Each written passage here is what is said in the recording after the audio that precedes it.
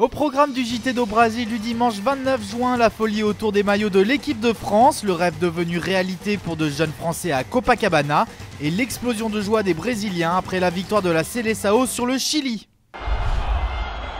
Merci, au revoir. Dans ce magasin du centre-ville, impossible d'acheter un maillot de l'équipe de France depuis déjà 10 jours. Il ne reste que quelques unités en junior et un t-shirt. Chaque jour, faute de stock, la boutique rate une quarantaine de ventes. Depuis les 2 victoires, ça s'est enchaîné et on a très bien vendu. Même Nike est en rupture en fait, donc on n'en aura pas pour la suite de la compétition malheureusement. Après avoir fait 3 magasins en vain, cette supportrice a enfin trouvé son bonheur, mais il a fallu s'adapter un peu. Là j'ai trouvé taille enfin, donc voilà, et j'arrive à rentrer, heureusement. C'est rupture de stock, voilà. Allez à France! Nike et son concurrent Adidas sont les 2 marques qui sponsorisent le plus d'équipes présentes en 8e de finale. Une aubaine, mais elles ne sont pas les seules à en profiter. Dans cet hypermarché en périphérie de Toulouse, là encore les t-shirts ont un gros succès. Il n'en reste plus qu'une petite dizaine. Ils partent à une vitesse telle qu'il en reste très peu. Ils sont en 8e de finale, donc c'est une grande chance, un grand honneur pour la France. Donc tout le monde saute sur les maillots de foot. Les drapeaux tricolores ont aussi du succès. Ils s'en vendent en moyenne une quinzaine chaque jour et cela devrait aller crescendo. Ils sont arrivés voilà une semaine et aujourd'hui c'est la finale sur l'idyllique plage d'Ipanema. Elijah pratique le football depuis ses 4 ans, il en a 14 aujourd'hui et le décor lui fait tourner la tête. Ouais, c'est un rêve de jouer quand même contre les Brésiliens, en plus au Brésil. Ça va être un bon match parce que c'est un échange de valeurs.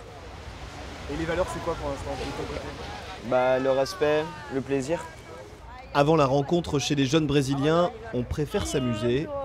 Alors que sur le terrain, les Français, invités par une fondation, s'entraînent avec application. Levez la tête, regardez le contexte. Vous êtes là, à Rio, face à Goldeletra. Et vous 7 ici qui jouez avec nous, là, prenez du plaisir et donnez-en. Début de la rencontre entre les 2 équipes. Oh là là, j'ai. Sur le terrain, le jeune Elijah a un modèle en tête et il l'a choisi chez les Bleus. Parce que Balbona, c'est le pivot de l'équipe de France. Il sait jouer à droite, à gauche, bien jouer sur les côtés, faire des transversales, coups francs. Parce qu'ils s'entendent bien avec les attaquants, Giroud et Benzema. C'est à mon avis, ils n'auraient pas dû le laisser sur le banc. C'est ton modèle? Pour parrainer le match, Christian Carambeu, ancien champion du monde, 98. Je vois les yeux aussi pétillants que comme quand j'étais gamin. De pouvoir fouler Copacabana, c'est pas donné à tout le monde.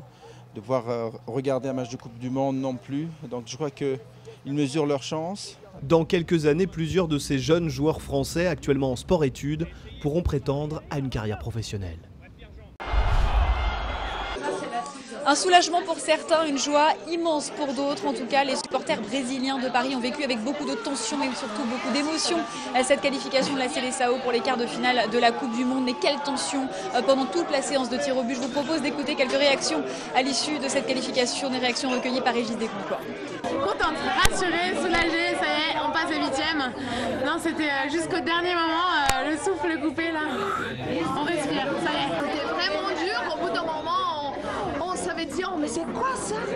Mais maintenant je me sens plus à l'aise, je me sens beaucoup mieux. Beaucoup de joie, beaucoup de soulagement donc pour ces supporters brésiliens à Paris, mais encore beaucoup d'inquiétude avant la suite de la compétition parce que pour ces supporters brésiliens ou français, eh bien, le Brésil n'a tout simplement pas encore livré son meilleur jeu dans cette Coupe du Monde.